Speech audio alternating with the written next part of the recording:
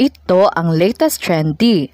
Viral at trending ngayon sa mundo ng social media ang di umano'y balitang kasong kinakaharap ni former senator at boxing champ na walang iba kundi si Manny Pacquiao, pinalikan ng mga netizens matapos lumantad di umano ang kanyang anak sa ibang babae at humingi ng suporta mula sa ama. Narito ang buong detalye. Ito ang mainit na balitang pinuputakti ngayon ng samot-saring komento mula sa marami sa ating mga kababayang Pilipino. At marami nga sa kanila ngayon ang hindi napigilan ang kanilang sarili na maglabas sa kanilang hinaing at komento sa mundo ng social media. Pero bago ang lahat mga ka-trendy, kung hindi pa kayo nakasubscribe sa aking channel, please click subscribe and hit the notification bell para lagi kang updated sa latest trending na balitang i-upload namin. At yun na nga, viral at trending ngayon sa mundo ng social media ang di umano'y balitang ang nakaraang issue ni Manny Pacquiao ay ibinalita muli matapos ang kanyang di umano'y anak sa labas na walang iba kundi si Eman Bacosa ay gumawa ng debut sa boxing noong September 23, 2023 sa pamamagitan nga ng pag-viral ng kanyang anak ay ito rin ang naging daan upang makausap ang ama na walang iba kundi si Manny Pacquiao. Nauwi si split throw ang unang laban ni Eman sa promosyon ni Manny ang blow by blow dahil sa pagpapakita ni Eman sa publiko. Muling lumabas sa social media ang di umano'y nakaraang kaso na isinampa ng ina ni Eman laban sa 8th Division World Champion. Sa pagkakataon din na ito ay nakiusap ang anak ni Manny sa ibang babae na makausap siya. Matatandaang kamakailan lamang noong 2006, nagsampa ng kaso si Joanna Rosa Bacosa sa Quezon City Prosecutor's Office matapos niyang sabihing hindi nagpapadala si Manny ng sustento sa kanilang anak na walang iba kundi si Eman Bacosa. Ayon sa complainant, nakilala niya si Manny noong 2003 sa isang hotel sa Maynila kung saan siya nagtrabaho bilang waitress. Ang kanilang relasyon ay nagbunga umano ng isang anak na iniulat di umano na nakilala ni Pacquiao noong 2005. Sa counter affidavit naman inihain ni Manny hindi makapaniwala ang world champion na idedemanda siya ni Joanna.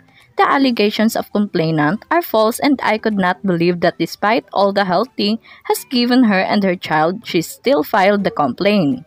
Itinagdag rin nila na kahit na sinusuportahan ng Filipino boxing champion si Joanna Rose, hindi ito nangangahulugan na may anak na sila.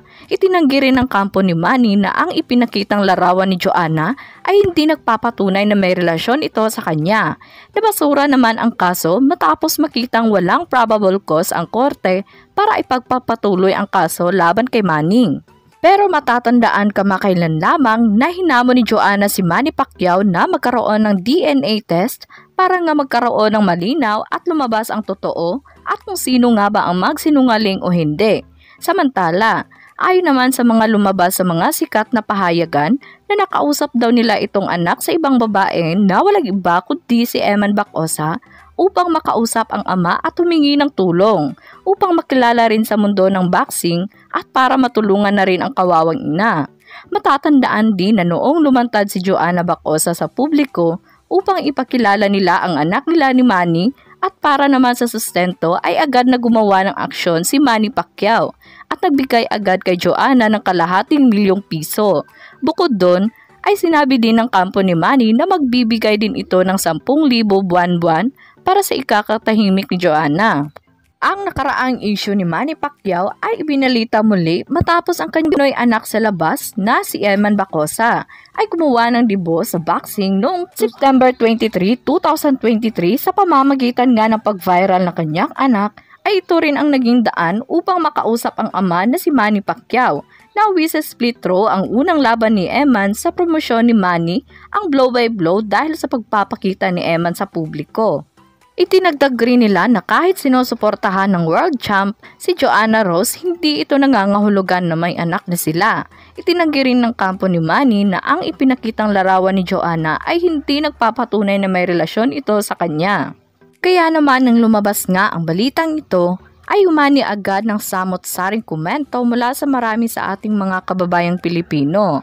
At marami nga sa kanila ngayon ang hindi napigilan ang kanilang sarili na maglabas sa kanilang hinaing at komento sa mundo ng social media.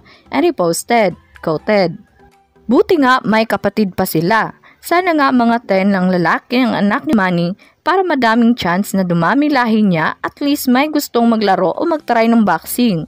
Kung saan sumikat ang ama nila, na alam natin, mahirap mapantayan maski kalahati man yan o maski one weight class champion man lang. Di naman niya kasalanan yun at pinagsisisihan na naman ng ina ang kasalanan niya pagkakaalam ko. Iba nga lampas 10 ang anak sa isa at ibang babae tapos walang pera. E di Jinky, isang bag pa lang, 3 million na ang isa. Di ba sobra-sobra ng kaluhuan yan?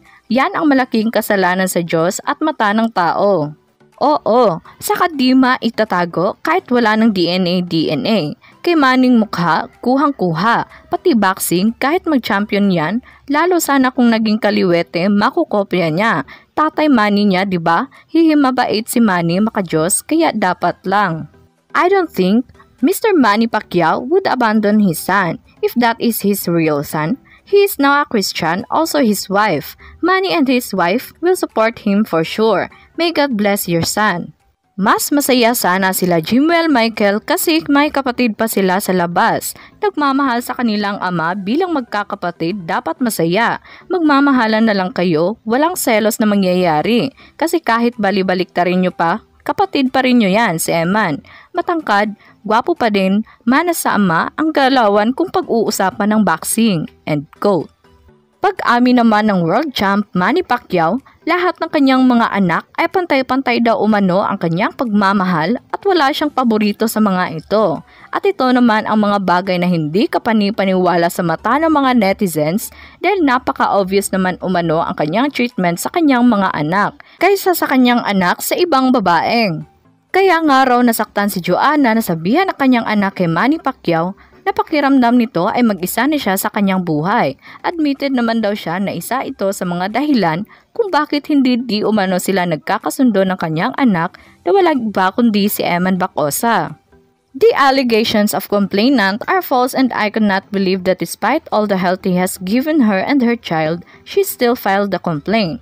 Idinagdag rin nila na kahit na sinusuportahan ng Filipino boxing champions na walang iba kundi si Manny Pacquiao si Joanna, hindi ito nangangahulugan na may anak na sila.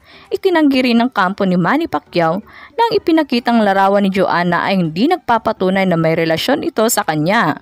Huling lumabas sa social media ang di umano'y nakaangkaso na isinampa ng ina ni Eman laban kay Manny Pacquiao. Sa pagkakataon din na ito ay nakiusap ang anak ni Manny sa ibang babae na makausap siya. At yun na nga mga ka-trendy, kung kayo ang tatanungin, ano ang masasabi nyo sa video na ito?